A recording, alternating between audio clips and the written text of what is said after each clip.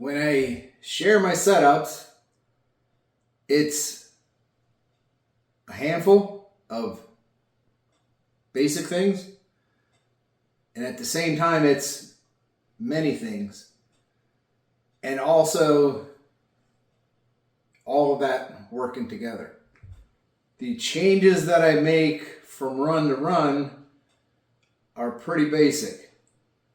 I talk about the angle on my curved turn fin, my prop shaft angle, and the prop that I'm running at that given prop shaft angle. Those are basic things that make big changes in how it runs.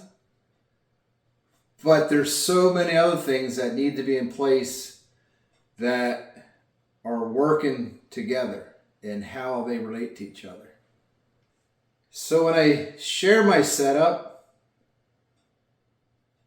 it's important, the settings, and it's also important to step through with the test runs, the process of loosening the boat up. But it's also, it can get kind of complex, whether it's sharing it in a way that makes sense, but also when you run the boat and then you get your read on it, and that is watching it run, that is watching the video.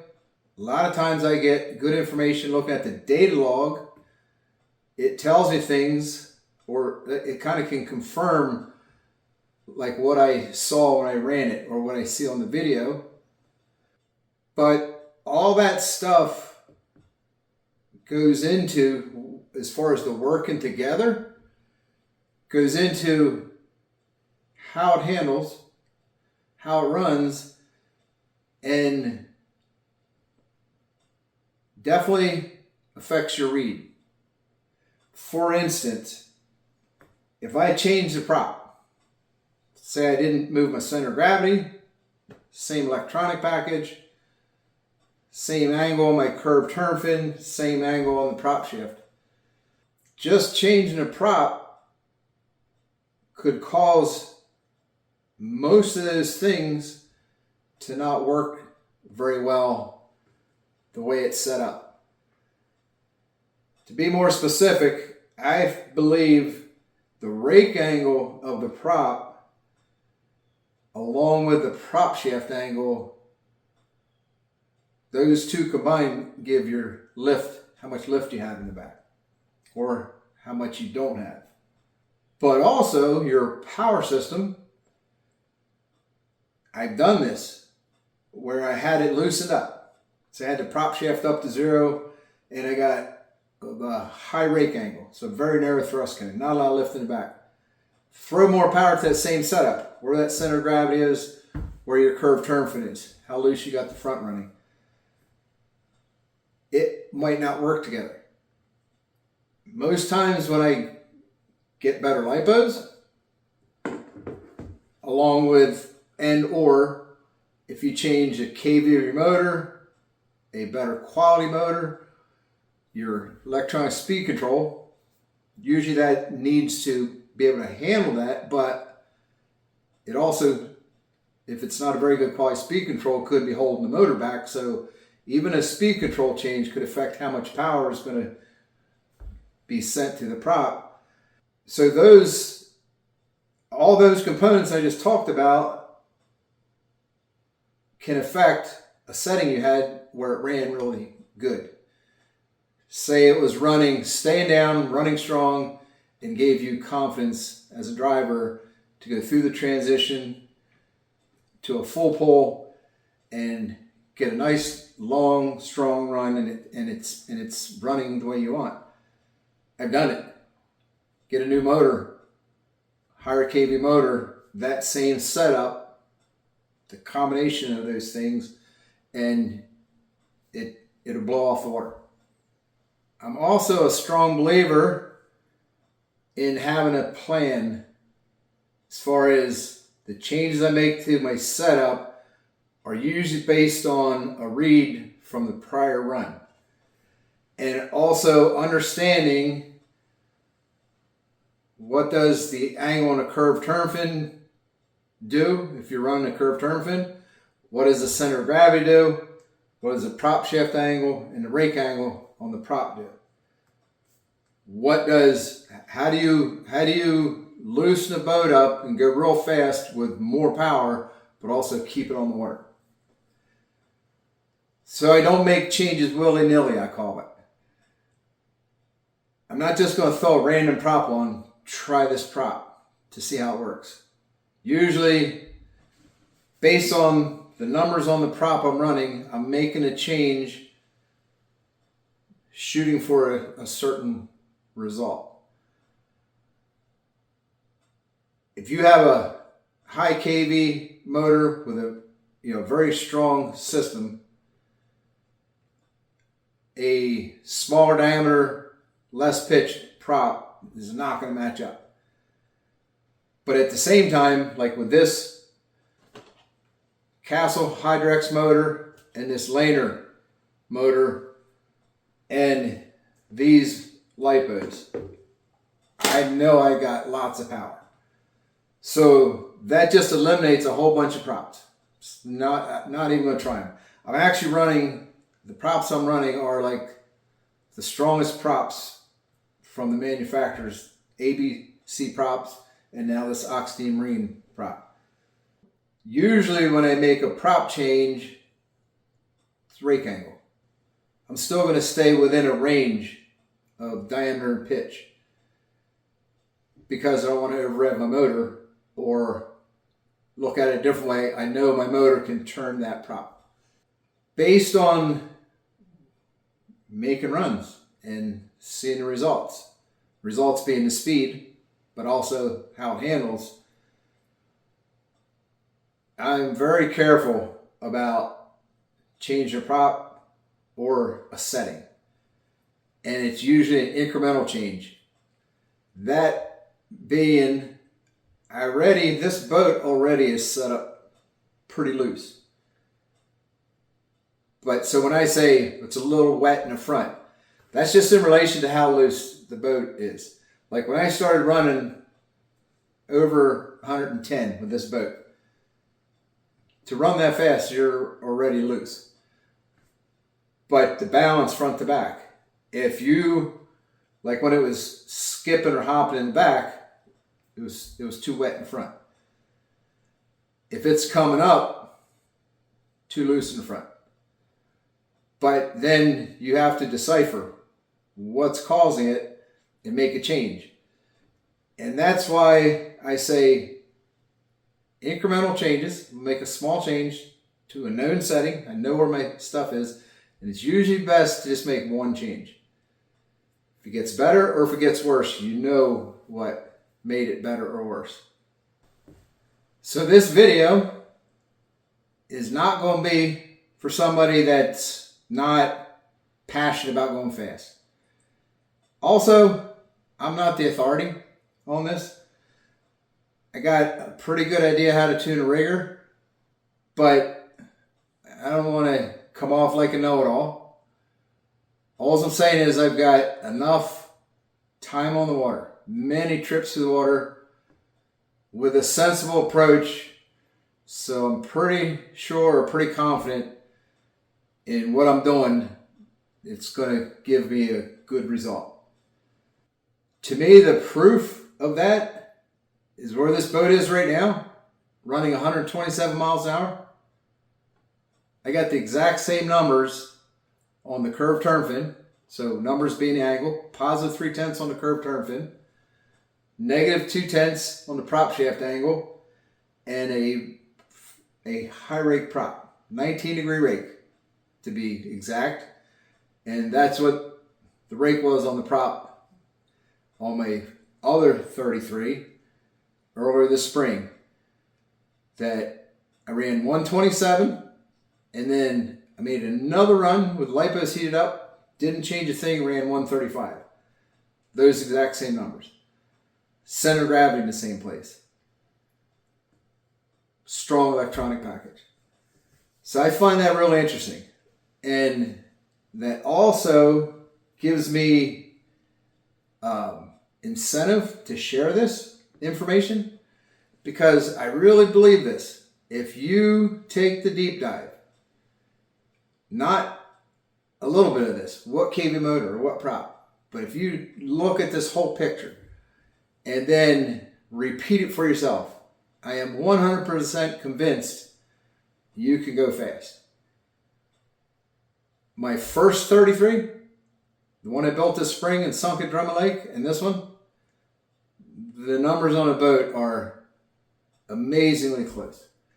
And so, like I said, this video isn't for everybody. Probably a lot of people already clicked off it, and that's fine. But it's almost my mission.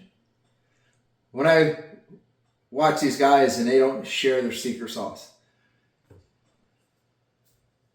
Why? You could put all that information out there, and if someone is not going to apply it, use it. Go out and run the boat. Learn to drive it. Learn to read what's happening and make the right adjustments to keep getting closer to that razor's edge of it coming off, because that's where you're going to be to go really fast. Let's just talk about the 100 mile an hour mark, and then let's talk about the 120 mile an hour mark. You can share all that secret sauce, anybody getting there. Nobody that's not passionate about it and is not applying themselves. But so my mission, and I really mean this, not to be the authority on how to make a rigger go fast, but I would love to see others go fast. But I can promise you, just looking at my journey, my learning curve, it took me 4 years to get to break 100. Now when I look back, I can't believe anybody couldn't break 100 with what I know and the experience I have. So that's a big reason why I share it, but you really need to immerse yourself in it. Understand it, go run it. You need to learn to read the boat and then make the changes to get there little by little. And that's so that the boat stays on the water. So I'll finish up here with this type of a thing. It's going to be a little bit of this and that. And what I mean by that is I'm going to talk about the runs, the reads, and the change I made to get to 127 from 113, 114. And I'm going to preface it by saying the way I tune a rigger is not the only way. Most guys elect to go without the curved turn fin. My opinion on that is if you tune a boat with a curved turn fin properly, it's more predictable and dependable or repeatable. Reason being, curved turn fin, prop shaft angle, and rake angle. Both of them working together. So there's a balance between the two. What you do on the front has to work with the back. They have to work together, and therefore one can affect the other. But from what I've seen is a rigger with a properly tuned curved turn fin it can be loose but run level. So you hear the term planted and running on rails, but it's loose. And it's not a contradiction. That's because front and back are loosened up, but everything's running with a level attitude to the water. So therefore, the aerodynamics, you're not going to catch too much air and suddenly blow off as you pass to a certain mile per hour point. For whatever reason, you're running with more power, change the prop, whatever. And it gives you confidence as a driver. The thrill, like the way this boat is running right now, not near the same nerves heading to the water. It's like, I got confidence. So like my next move is going to be to bring this prop shaft angle up to 0. Last run was -0.2, +0.3 on the curved turn fin. Haven't changed my center of gravity. Haven't changed the power system. I'm not changing the prop. So make that one change, but that's an incremental change. It's going to loosen up some more. And I'm pretty confident it's going to go a lot faster, but I'm also going to be pretty confident driving it. That one little change, I don't believe it's suddenly going to blow off the water, because I am not trying to loosen the front of the boat up from way back here, only of itself. In other words, if you go to positive angle on your prop shaft to lift the front and you bring your center of gravity back, I just do not believe that that's as consistent or dependable. A little bit of dirty air and gone. So that's what I mean by just kind of bounce around a little bit here as far as the thinking, as far as the reads, and then what change to make next. That step-by-step process of getting to some really good speed. I will probably always run a curved turn fin on a rigger, simply because I've already proven that drag is not enough to even worry about. Ran 135 with a curved turn fin, and before I sunk that boat, hit that loon, tripped it, and sunk that boat, I felt like it had more in it. So take the curved turn fin off to run faster, it would change my whole setup. Or I would have to set it up differently to do that. But I like the way I'm setting it up as far as confidence as a driver, repeatable.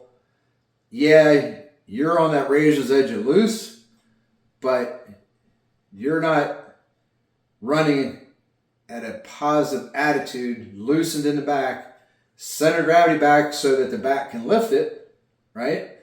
And whatever, you talk about kicking the rudder a little sideways and getting some lift from the rudder, raising, going to a positive prop shaft angle, high rake angle, you're still loosening the front up from back here. It just makes sense to me that that's not as repeatable.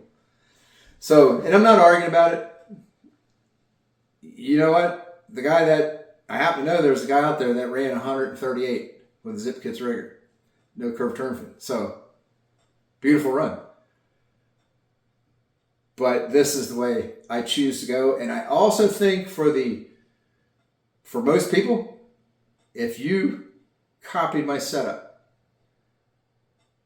and drove the boat and gradually made the changes, I can make these changes, keep stepping through, loosen them up together, the front and the back of the boat, and I got a boat that's very dependable. Getting looser, but I can trust it to stay down. That's the approach that I take. And I encourage it, right? That's why I'm doing this video. It's a long video. Most people aren't going to watch it to the end. But when you get that whole picture, what each thing does, how they work together, get the right balance from front to back, got a boat that's loose in the front and back and running level. What happens when you put more power to it? It's probably going to be the prop shaft or the rake angle of the prop. You're going to have to do a little something to that same setup. She might come off. But so I'm heading for as loose as I'll make the prop shaft angle, 0, with a lot of power. And I think I know at 127, the way it's running, I'm real close for this thing to just really cut loose. So I'll sum it up. A long-winded video that I touched on a lot of things. First thing, build it light, straight, and strong. A lighter boat that's built light and strong and it's built straight, it's going to be faster than not. Center of gravity. I am 1.5 inches. I got it marked, both sides. 1.5 inches behind the new curved turn fins. It was 1 inch behind the version 2 because it swept back a little bit. I don't feel a need to move that anywhere. That setting to me, even using a curved turn fin and the prop shaft angle and rake angle to loosen the boat up, the rearward center of gravity is a little flighty to me. A good electronics package. I have found that you can run some crazy high kV motors for saw runs. If you're going to go out there, make a run or 2, 3 tops, come back, let it cool down. And then strong props, that being at least 1.8 diameter, and I'll run up to 1.9. I'm talking about a prop you're going to turn 48 to over 50,000 RPMs. 1.8 to 1.9 diameter. And then depending on how strong your electronics is and depending on how much you loosen up the boat, you can get to some pretty crazy pitches too. This is a 1823, so 1.8 diameter, 2.3 pitch. Like, I just don't think on an 1817 prop, I don't think you're going to get to 140. I don't. And then follow the process as far as start out wet, make your runs, and make incremental changes. So generally, I'll start out with the curved turn fin at 0, prop shaft at -1 degree, even 1.5. With a strong power system and a strong prop, you can go out there and hammer that thing and it'll probably run 95 to 105, not coming off the water. Then start loosening it up. So I actually will loosen a curved turn fin up first, get the front to where you're having to let off the throttle. She's towards the end of the transition going to full trigger. You don't have confidence.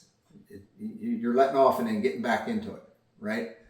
And then at that point, I know I got the front loose enough. Then I start bringing the prop shaft angle up from negative and go with higher rake props. And it's that simple. That's what I meant in the beginning of this video. I said it's basic, what I'm playing with, but there's many things that have to be here working together.